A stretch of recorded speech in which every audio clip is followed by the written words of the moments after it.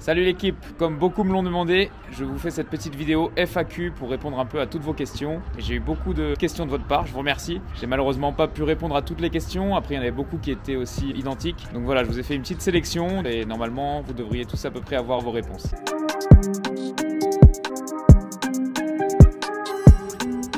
Première question d'Adrien Mao qui me demande « Es-tu heureux en Finlande? Tu ne te sens pas seul en dehors des entraînements ?» Alors Adrien, merci beaucoup pour ta question et de te soucier de mon bonheur. Effectivement, je suis très heureux en Finlande. Je ne sais pas si vous le savez, mais la Finlande a été élue le pays le plus heureux du monde pour, je crois, la 3e fois consécutive.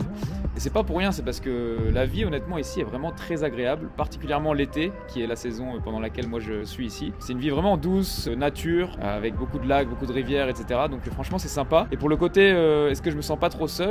Alors effectivement, ça fait partie des côtés un peu compliqués de jouer à l'étranger. Toujours loin de sa famille, toujours loin de ses amis. Encore là maintenant, je suis en Finlande. Ça va parce que les saisons sont pas très longues, donc après j'ai le temps de revenir en hiver pour revoir un peu tout le monde. Mais quand j'étais en Australie, c'était presque un an sans voir ma famille et mes amis. Mais c'est vrai que sur le moment, il y a forcément des coups de moins bien où la famille et les amis manquent. Après, j'ai quand même la chance maintenant d'avoir ma copine ici sur place. Mais ouais, c'est quand même pas évident. Question de Titoux MFR, tu fais du foot depuis que t'as quel âge? Je fais du foot depuis que j'ai 5 ans. J'ai aujourd'hui 27 ans, donc j'ai vraiment l'impression d'avoir fait du foot toute ma vie. Question de Lucas PCD qui me demande dans quel championnat je souhaiterais jouer. Bon bah évidemment, si je ne suis pas réaliste, je dirais la Ligue 1. C'est un championnat que je regarde depuis tout petit, même les grands championnats européens. Mais je sais très bien que c'est pas des championnats dans lesquels j'ai des chances d'évoluer. Mais en revanche, ce qui me semble plutôt cohérent et envisageable et qui me ferait aussi rêver, ce serait les championnats asiatiques type Thaïlande. Je sais que c'est des championnats où il y a une ferveur incroyable dans les stades. Je pense notamment aussi à l'Indonésie, à la Malaisie. C'est des championnats où en fait on peut avoir ce côté footballistique où on se sent vraiment professionnel et en parallèle de ça, la vie est vraiment pas chère, donc tu peux très bien vivre et surtout c'est des lieux qui sont assez paradisiaques quoi. Donc c'est vraiment des championnats qui me donnent envie et qui me semblent pas si inaccessibles que ça. Donc on verra, peut-être qu'un jour j'arriverai à jouer dans ces championnats-là. Question de Nathan qui me demande: salut Antoine, c'est quoi ton projet personnel cette saison et pour le futur? Alors mon projet personnel cette saison, c'est d'avoir tout simplement la meilleure saison possible. Je pense que je n'ai jamais été dans un aussi bon club depuis que je suis en Finlande, donc j'espère qu'on va aller chercher vraiment une position très bien classée dans le classement. Personnellement, j'espère améliorer mes statistiques, faire une meilleure saison que l'année précédente. Et après pour le futur, ce serait d'obtenir un contrat 100% professionnel où je ne pourrais vivre que du foot, notamment pourquoi pas dans ces fameux championnats asiatiques dont je vous parlais un peu plus tôt. Question de Alex Bertré qui est beaucoup revenu, c'est à quel niveau j'ai évolué en France? Pour vous répondre simplement, en France, j'ai jamais fait de centre de formation ou de club à vraiment gros niveau. J'ai toujours joué dans les clubs de ma ville. Le plus haut où j'ai évolué, il me semble que c'était en R2, mais c'était quand j'avais 20 ans et c'était juste avant que je parte à Singapour avec le club de Luinsport. Globalement, toute ma vie, j'ai joué à un niveau district et un peu régional, ligue, quand je suis arrivé vers mes 20 ans. Une autre question qui est beaucoup revenue. Question de Matteo DSZ. Quel est ton parcours, tes clubs pour en arriver là? Alors mon parcours, c'est simple. J'ai grandi dans la région de Aix-en-Provence. J'ai toujours joué dans les clubs de la région, donc j'en ai fait plusieurs. Je suis passé par l'US Aiguille, l'ES Milloise et Luinsport. C'est les 3 clubs que j'ai fait. Et ensuite, à 20 ans, je suis parti à Singapour pour faire des essais en première division. Je suis resté là-bas pendant 3 mois. J'ai fait la pré-saison avec un club qui s'appelait Home United, qui était la meilleure équipe de Singapour à l'époque. Malheureusement, j'ai pas pu signer de contrat là-bas. Dans la foulée, je suis parti en Australie, où j'ai pu faire aussi d'autres essais en 2e division. Et j'ai fini par signer dans le club de Forestfield United, qui est basé à Perth, sur la côte ouest d'Australie, en 2e division australienne. J'ai fait une saison là-bas. Je suis ensuite rentré en France pour terminer mes études. Donc à ce moment-là, je n'avais plus de club, je n'ai pas joué parce que ça me prenait trop de temps les études. Et ensuite, je suis reparti en Angleterre, à Leeds, pour jouer dans un club qui s'appelait Farsley Celtic, qui était en 6e division en Angleterre. Mais ça s'est pas bien passé, je suis resté qu'avec leur équipe réserve et j'ai pas voulu rester plus longtemps que ça parce qu'au final je gagnais pas d'argent et au final j'en perdais. Donc ça a duré juste quelques mois et c'est là que je suis allé pour la première fois en Finlande par l'intermédiaire d'un ami finlandais que je connaissais depuis que j'étais petit. J'ai signé avec le FC Espoo en Kakkonen, j'ai fait une saison là-bas. Ensuite dans la foulée j'ai signé avec JJK aussi en Kakkonen, qui est aujourd'hui monté dans la division supérieure en Ykkönen. Et après ça, j'ai signé pour le FC Vajakoski, pour lequel j'ai évolué 2 saisons. Et voilà, maintenant je suis arrivé à Rops, toujours en Kakkonen. Question de Gaël.Sager. Pas trop compliqué de changer de club tout le temps. Et niveau adaptation, langue, culture, etc. C'est vrai que dans l'idéal, le mieux, ce serait de rester dans un club et de s'y implanter, etc. Mais moi, le problème, c'est que je suis pas au niveau où j'ai envie d'être. Je suis encore en 3e division finlandaise. J'aimerais bien sûr aller jouer plus haut. Donc c'est pour ça que chaque fois que je fais un changement de club, quelque part, c'est pour aller de mieux en mieux. Même si ça reste la même division, c'est toujours des clubs un peu mieux. Et niveau adaptation en langue, culture, etc., Maintenant, ça fait 3 saisons que je suis en Finlande, donc pour la langue, c'est toujours la même. C'est toujours aussi difficile, mais bon, je progresse d'année en année. La culture, je commence à la connaître avec ma copine finlandaise, etc. Donc ça facilite un peu l'adaptation d'être resté dans le même pays. Une autre question qui est beaucoup revenue, c'est une question de Paul Chap 21. Est-ce que tu essayes de trouver un projet en France un jour où l'étranger te convient? Alors la France, pourquoi pas un jour? Mais honnêtement, pour jouer au niveau auquel je jouerais, je pense que ce serait sans doute de la National 3. Le championnat National 3, c'est pas un championnat qui pour l'instant me fait rêver. Je préfère jouer à l'étranger dans des championnats comme la Kakkonen par exemple où je suis maintenant, ou des championnats qui paraissent plus professionnels, ou en tout cas quand on est dedans, on a plus l'impression d'être professionnel que quand on est un joueur de National 3. En tout cas, moi c'est l'impression que j'ai. Et au-delà de ça, l'expérience à l'étranger, je trouve que ça m'apporte vachement en termes de rencontres, en termes de culture. Je découvre des choses que je vivrais jamais si j'étais dans un petit club de National 3. Pourquoi pas un jour? Je ferme pas la porte, mais pour l'instant, je suis plus épanoui dans des expériences à l'étranger. Question de Flo BRT. Quels sont tes projets niveau football pour la suite de ta carrière? Écoutez, j'ai 27 ans, donc j'arrive un peu sur on va dire la fin de ma carrière, mais il me reste encore quelques années et j'aimerais, dans ces dernières années, aller chercher les meilleurs contrats que j'ai jamais eu pour l'instant, c'est-à-dire devenir à temps plein footballeur professionnel, évoluer dans des divisions encore supérieures, pourquoi pas taper même une première division en Asie ou ailleurs, on verra bien. Mais évoluer dans ma carrière, c'est principalement ça mon projet foot. Question de Tom. Comment tu as fait pour être recruté dans un club comme celui-là? C'est tout simple, en fait, Rops, c'est une équipe qui est dans la même division que dans le club où j'évoluais la saison dernière. J'ai déjà joué contre eux, donc j'avais fait plutôt un bon match, donc je pense que déjà à ce moment-là, j'avais peut-être été repéré par le club. Et ensuite, cet hiver, quand j'étais à la recherche d'un nouveau club, j'ai contacté le coach de Rops qui m'a tout de suite dit qu'il était intéressé. Après, on a négocié un peu les termes du contrat et puis ça s'est fait tout seul au final.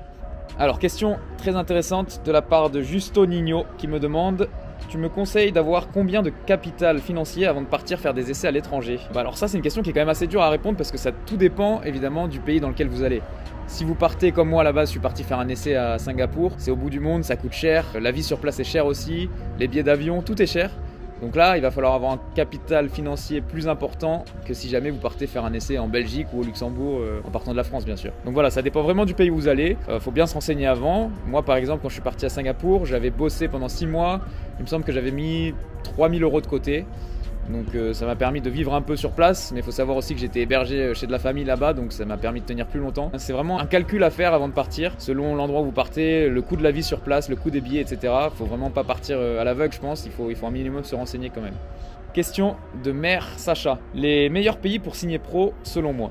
Alors les meilleurs pays pour signer pro, j'en ai pas un ou deux à vous citer en particulier, mais pour moi, là où en tout cas il y aura le plus de chances de signer pro, c'est forcément des pays qui ne sont pas des pays de football à la base, notamment des pays comme l'Australie ou des pays comme Singapour.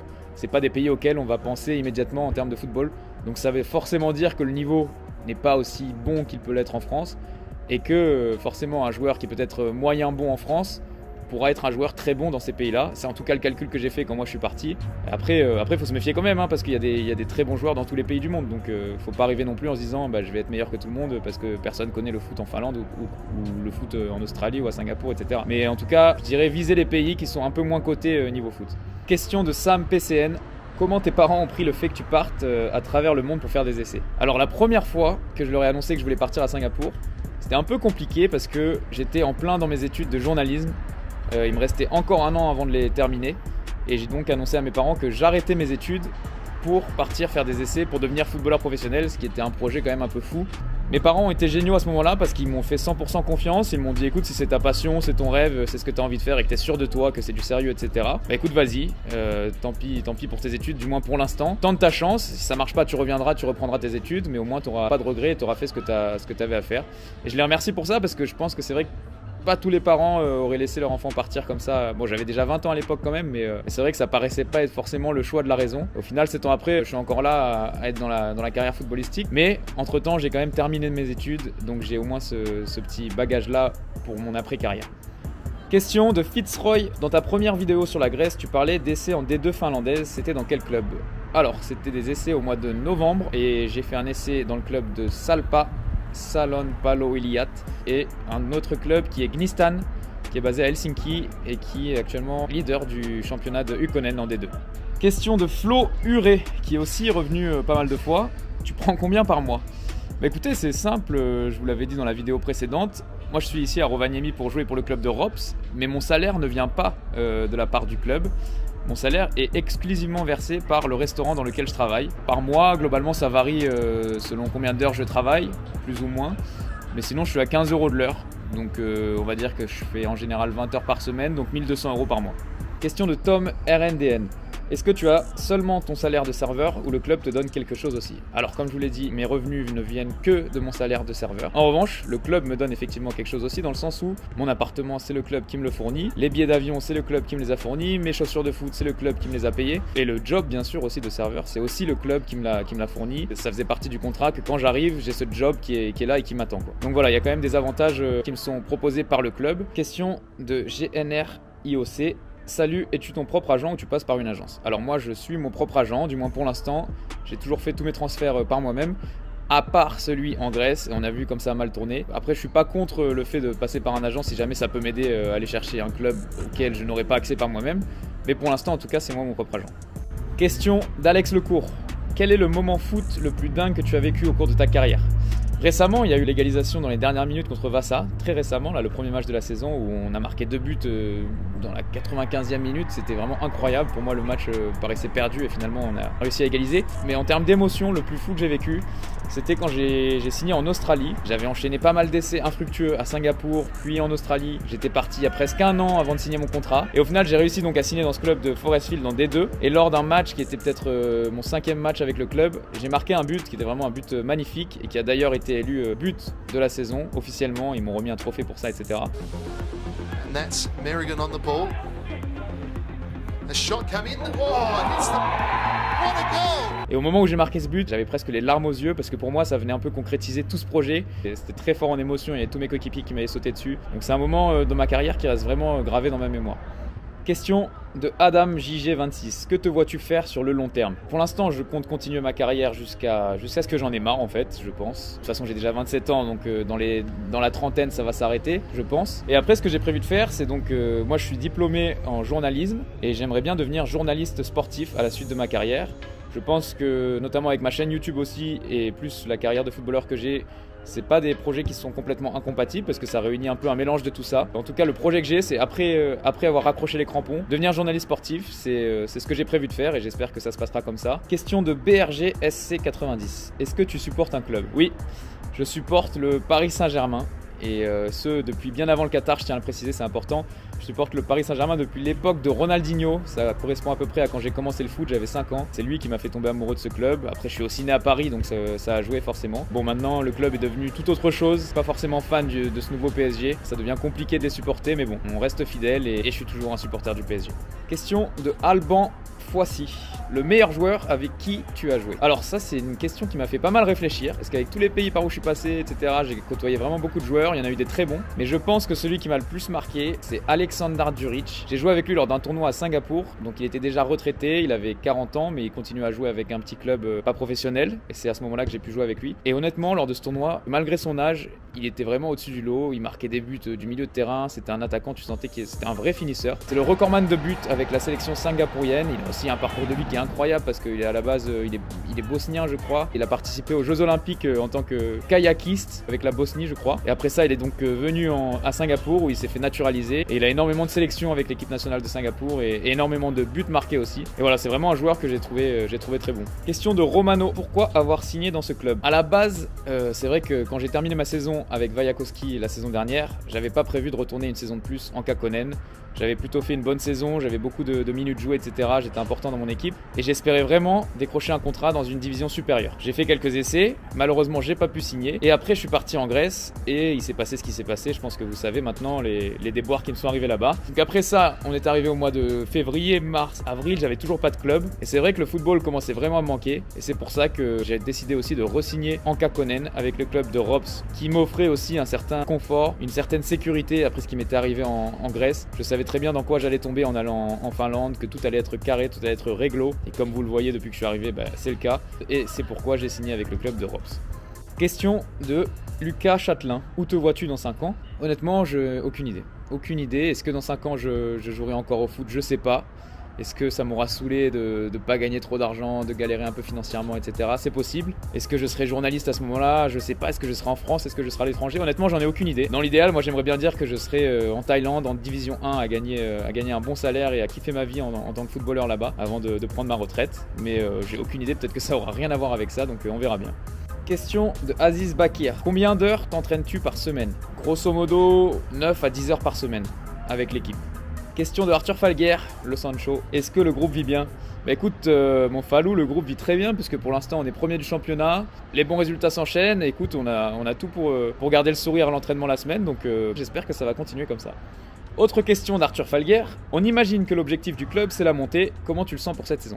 Alors, cette question est intéressante parce que cette saison en Kakkonen c'est vraiment particulier. Pour monter, c'est pas aussi simple que les années précédentes. L'an dernier, tu finissais premier de Kakkonen, tu montais en division 2, c'était automatique. Cette année, même si on finit premier de notre groupe, on n'est pas directement qualifié pour la promotion. On va devoir affronter les 2 autres premiers des 2 autres groupes de Kakkonen parce qu'il y a 3 groupes de Kakkonen en tout.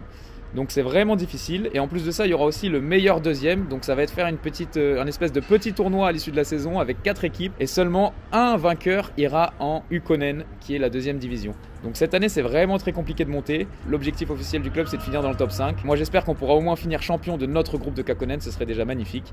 Et après on verra la suite. Question de Jack Nielpapi alias Sacha Dahan. Pourquoi tu as coupé tes cheveux?